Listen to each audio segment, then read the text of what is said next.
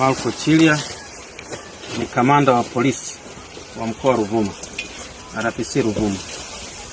Tumekuja hapa kuungana na nyie kwenye hili tatizo lilotukuta la kupoteza wenzetu watano baada ya watu takriban 12 kuzama, na kama tulivyoona wachache waliweza kuokoka, lakini wenzetu watano wamepotea.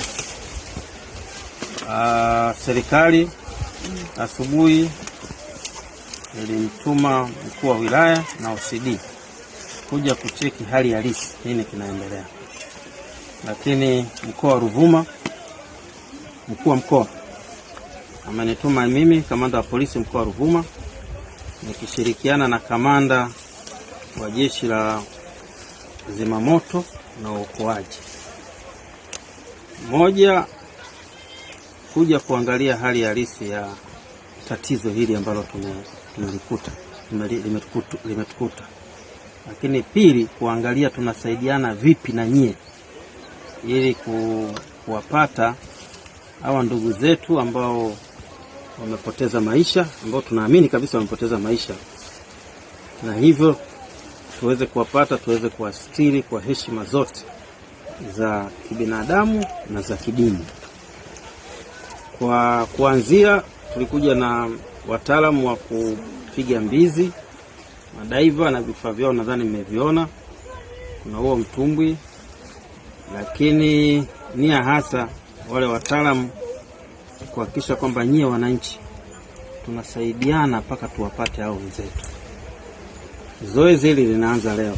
Leo tumeanza kwa kuchelewa, na hii kazi inatakiwa iisho, wataangalia ni namna gani tunasaidia ili ikiwezekana au wakituwezesha tuweze kupata hao ndugu zetu.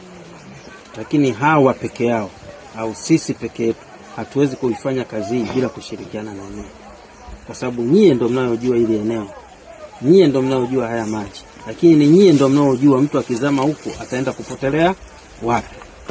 Kwa hiyo nawaombeni sana, kama ambavyo mlikubali kushirikiana toka asubuhi na mkashirikiana na sisi kubeba vile vifaa mpaka kuvileta hapa, tuendeleeni kushirikiana kwa mawazo na kwa nguvu zetu na kwa moyo na kwa kila kitu, kwa sababu hiki kilichotukuta ni chetu wote, ni cha wananchi, lakini ni cha nchi. Kupoteza watu watano mara moja binadamu sio jambo dogo. Serikali ya Jamhuri ya Muungano wa Tanzania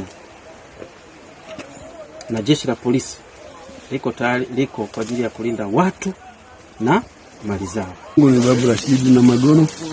Nashukuru sana tendo lilofanywa na jeshi la polisi kwa Ruvuma kuja kutembelea baada ya kupatwa na misiba mitano ya ndugu zetu waliopotea kwenye maji. Kwa hiyo natoa shukrani za dhati kwa jitihada zilizofanywa na serikali ya mkoa wa Ruvuma wakishirikiana na mkuu wa wilaya ya Tunduru na gavana wa tarafa yetu ya Nalasi ameshirikiana nasi kwa ubora zaidi mpaka kufikia saizi. Tuna matumaini kwamba serikali inatujali. Asante sana.